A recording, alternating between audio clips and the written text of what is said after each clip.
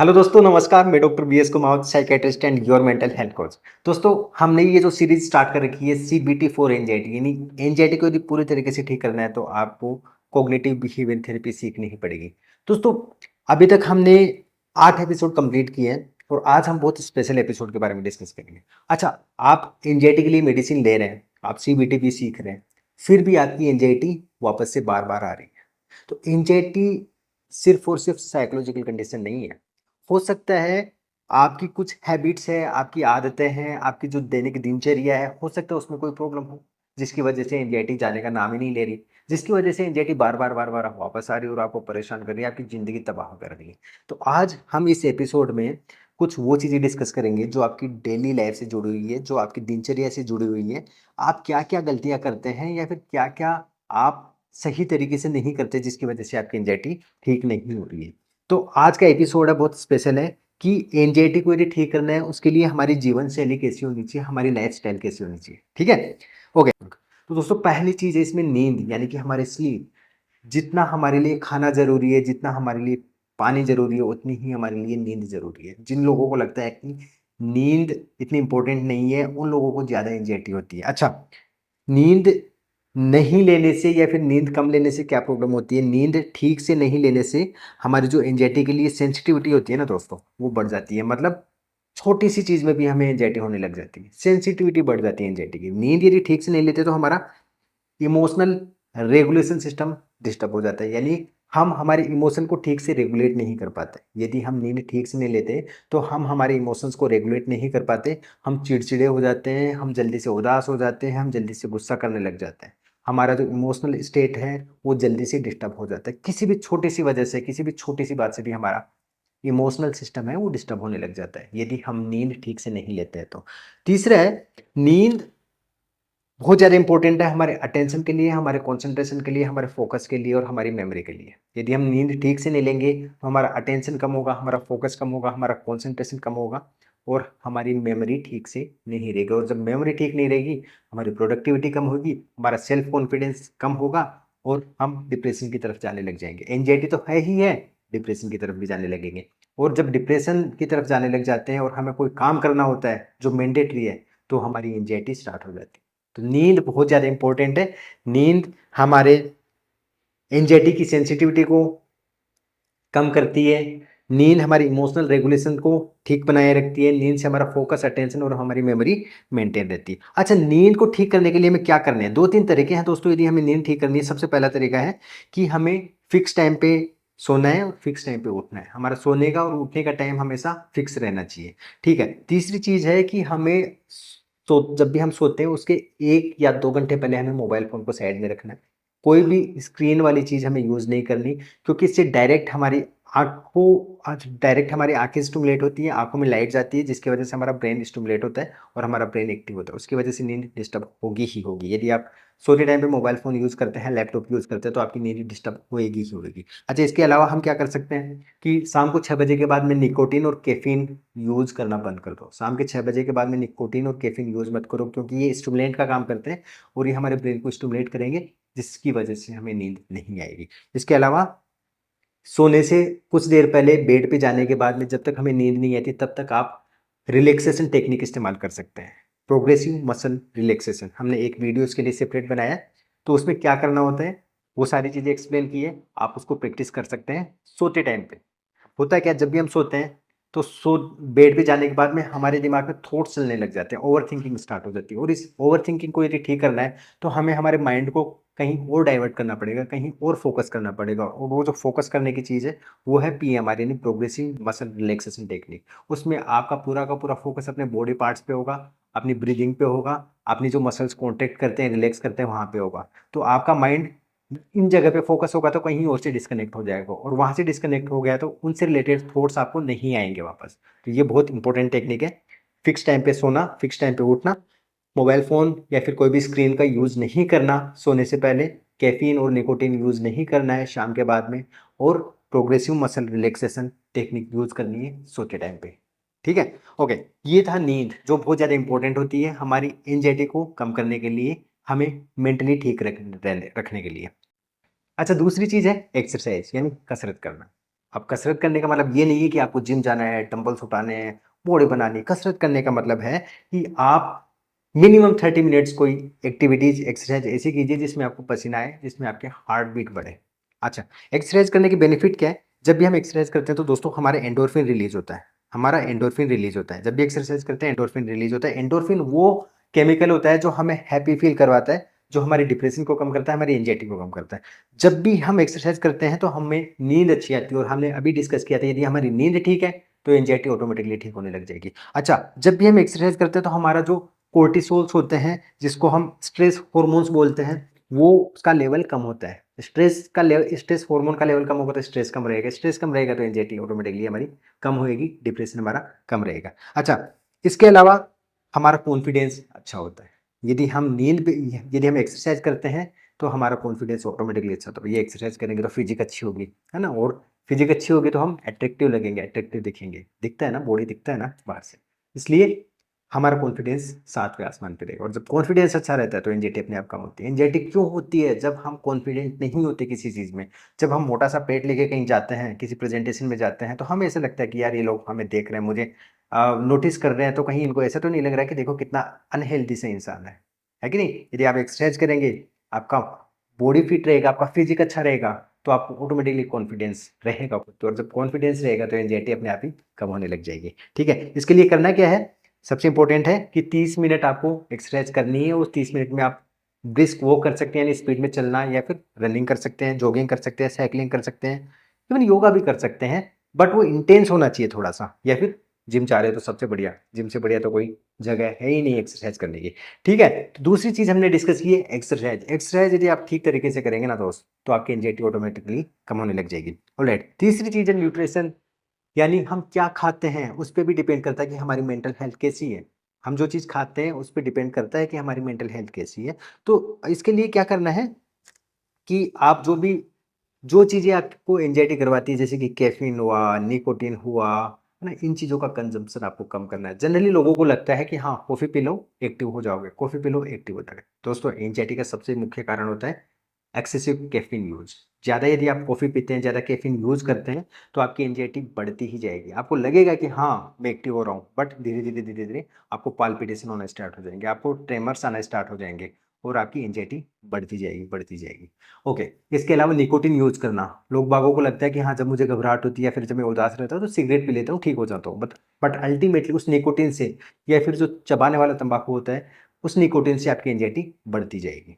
ठीक है? तो सिंपल सी एडवाइस है, आप पानी अच्छे से पिएँ, एडिक्वेट हाइड्रेशन रखें, और इसके साथ-साथ में रेगुलर मील्स रहें, खाना-पीना आपका बिल्कुल रेगुलर रहे, और डाइट आपकी बैलेंस्ड होनी चाहिए, बैलेंस्ड डाइट रहे, और जो भी कैफ़ीन जो आप लेते हैं उसको लिमिटेड रखें, कम से कम आप कैफ़ीन यूज़ करें, ठीक है? 6 बजे के बाद में तो मत ही करो, 6 बजे के बाद में यदि आप कैफ़ीन यूज़ करोगे तो आपकी नींद डिस्टर्ब होगी, नींद की वजह से एंग्ज़ायटी और ज़्यादा बढ़ेगी, ठीक है? इसके अलावा सबसे इम्पोर्टेंट चीज़, चौथी चीज़ जो आपकी एंग्ज़ायटी को ठीक करती है, एंग्ज़ायटी को ठीक करेगी, वो बहुत इंपॉर्टेंट है। अच्छा, आपकी एंग्ज़ायटी सबसे ज़्यादा बढ़ क्यों रही है? उसका सबसे मुख्य कारण है, जब भी आप सुबह उठते हो तो आप सबसे पहला काम क्या करते हो?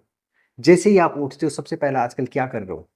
सबसे पहले 90% लोग अपना फ़ोन चेक करते हैं, अपने नोटिफ़िकेशन चेक करते हैं। बहुत सारे लोग तो बेड पे पड़े-पड़े ही रील्स स्क्रॉल करना चालू कर देते हैं। ये मत करो यार। यही है जो आपको एंग्ज़ायटी और डिप्रेशन की तरफ लेके जा रही है। सुबह उठते ही सबसे पहला काम आप करते हो फ़ोन चलाना। इसको जब आप बंद कर दोगे तो आपकी एंग्ज़ायटी ऑटोमेटिकली ठीक होने लग जाएगी।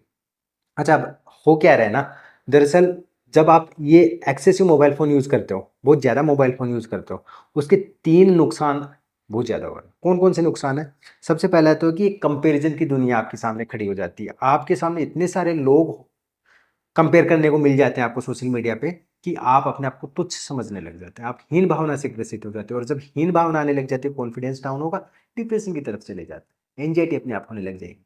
क्योंकि जब भी हम कोई काम परफ़ॉर्म करते हैं तो हमारा माइंड कंपेयर करेगा, अरे यार उस इंस्टाग्राम पे हमने देखा था यार, वो तो ऐसा लगता है, वो तो ऐसा दिखता है, वो तो ऐसा काम करता है, वो तो इतना कमाता है। ऑटोमेटिकली एंग्ज़ायटी स्टार्ट हो जाएगी आपको, ऑटोमेटिकली डिप्रेशन स्टार्ट हो जाएगा। तो सोशल मीडिया यूज़ करना कम करो, लिमिटेड इसका यूज़ करो, क्योंकि इसका सबसे बड़ा डिसएडवांटेज है कि एक कंपैरिज़न का भाव आपके माइंड में स्टार्ट हो जाता है। दूसरा है इन्फॉर्मेशन ओवरलोड। आज के टाइम पे हम इतनी सारी इन्फॉर्मेशन ले रहे हैं ना सोशल मीडिया से, क्या करोगे उसका? अब मैं डॉक्टर हूँ, रॉकेट बनाने की मैकेनिज़्म मुझे क्यों सीखनी है? जहाज कैसे चलता है वो मुझे क्यों सीखना है, अच्छा क्या कर लूँगा। लेकिन जब इंस्टाग्राम में चला रहा हूँ, मेरे सामने एक रील आई, इंटरेस्टिंग सी रील आई जिसमें ये दिखाया गया कि जहाज कैसे काम करता है। जिसमें ये दिखाया गया कि हाँ एरोप्लेन कैसे उड़ता है। अब वो इन्फॉर्मेशन मेरे लिए क्यों ज़रूरी है? और ऐसे बहुत सारी चीज़ें हैं जो हमें अट्रैक्टिव लगती है बट हमारे लिए इंपॉर्टेंट नहीं है। तो ये इन्फॉर्मेशन ओवरलोड जिसकी वजह से हमारा माइंड कॉन्स्टेंटली स्ट्रेस में रहता है। और स्ट्रेस की वजह से डिप्रेशन, डिप्रेशन और एंजाइटी स्टार्ट हो जाती है। तो ये दूसरा सबसे बड़ा डिसएडवांटेज है एक्सेसिव सोशल मीडिया का, कि आप इंफॉर्मेशन से ओवरलोडेड है। आपका ब्रेन इंफॉर्मेशन से ओवरलोडेड है। तीसरी चीज है कॉन्स्टेंट स्टिमुलेशन। जब भी आप सोशल मीडिया यूज करते हो, कॉन्स्टेंटली आपका ब्रेन स्टिमुलेटेड रहता है। कुछ ना कुछ नया दिखता ही रहता है उसमें, कुछ ना कुछ इंटरेस्टिंग दिखता ही रहता है। तो आपका ब्रेन स्टिमुलेटेड रहता है। भैया उसको रिलैक्स करो यार। उसको जब तक आप रिलैक्स नहीं करोगे तो उसको उसको रिफ्रेश होने का टाइम ही नहीं मिलेगा। Isn't it? जब वो रिफ्रेश ही नहीं होगा तो फिर काम अच्छे से कैसे करेगा, और काम नहीं करेगा तो एंजाइटी होगी होगी, डिप्रेशन होगा ही होगा। ठीक है। तो आपको क्या करना है, सोशल मीडिया का यूज़ लिमिटेड करना है, उसको बेनिफिशियल वे में उसको उसका यूज़ करना है। Entertainment, definitely social media entertainment के लिए भी बनी है, लोगों से कनेक्शन बनाने के लिए भी बनी है, बट एक डेडिकेटेड टाइम के लिए। आप 1 घंटा सोशल मीडिया पे एंटरटेनमेंट के लिए जा रहे हो, कोई बात नहीं, आधा घंटा सुबह, आधा घंटा शाम को, बट लिमिटेड। आपने 1 घंटा फिक्स कर लिया तो 1 घंटे से ज़्यादा नहीं होना चाहिए। आपने आधा घंटा फिक्स कर लिया, आधा घंटे से ज़्यादा नहीं होना चाहिए। ठीक है। ऑलराइट, पांचवी चीज़ है दोस्तों सोशल कनेक्शन। अब एंजाइटी में होता क्या है, एंजाइटी जब ज़्यादा होती है तो लोगों से दूर भागना चालू कर देते हैं। मतलब लोगों से दूर भागना चालू कर देते हैं, मतलब अकेले रहना चालू कर देते हैं। जब अकेले रहते हैं तो उनकी एंजाइटी और ज़्यादा बढ़ती है। जब अकेले रहते हैं तो डिप्रेशन की भावना आती है।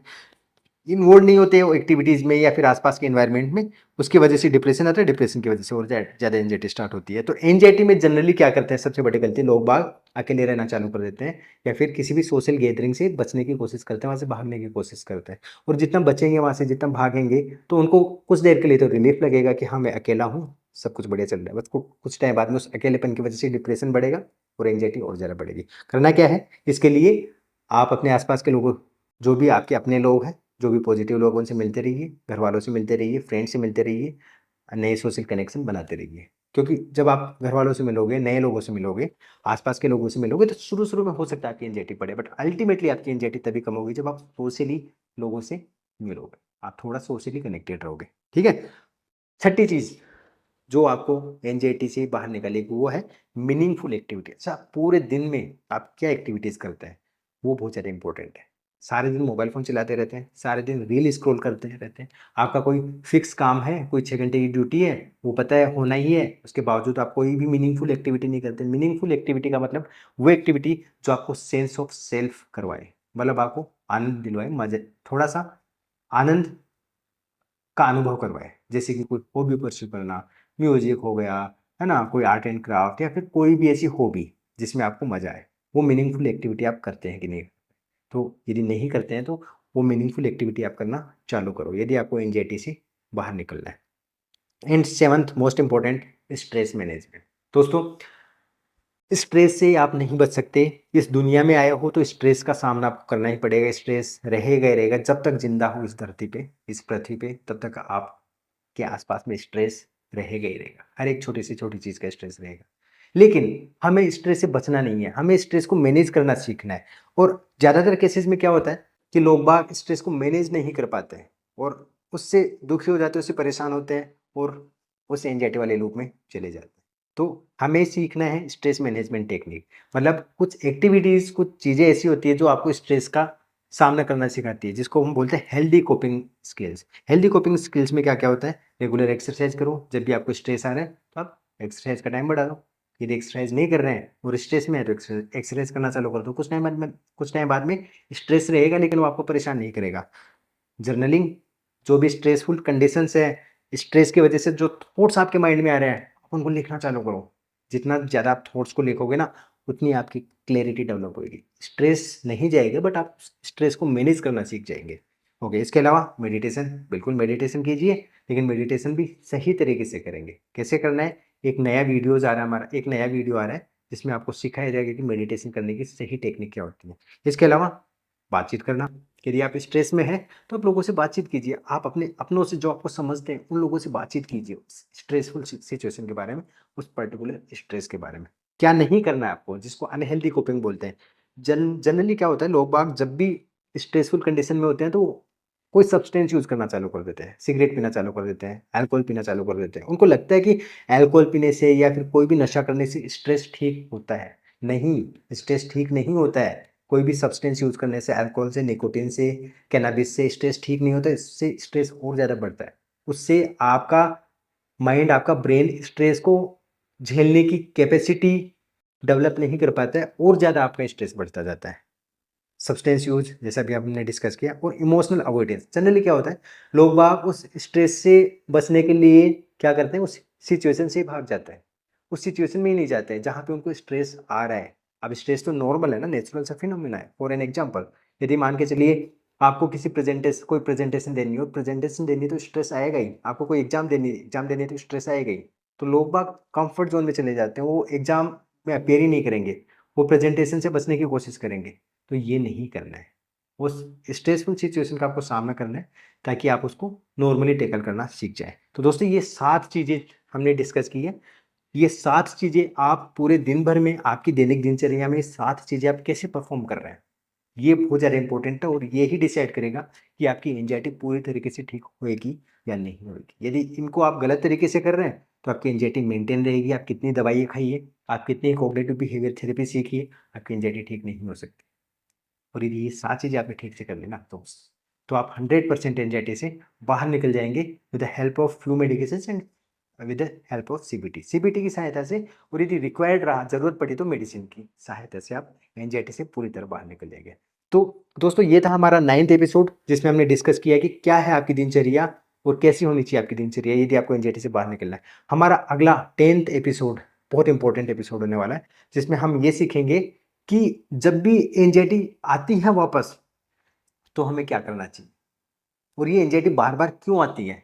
और जब बार-बार आती है तो हमें उसका कैसे सामना करना चाहिए? तो वो अगला एपिसोड और ही इंटरेस्टिंग होने वाला है, और ही ज़बरदस्त होने वाला है। आप जुड़े रहिए मेरे यानी डॉक्टर माइंडफिट के साथ। मिलते हैं हम अगले वीडियो में। Thank you very much. मस्त रहिए दोस्तों, मुस्कुराते रहिए।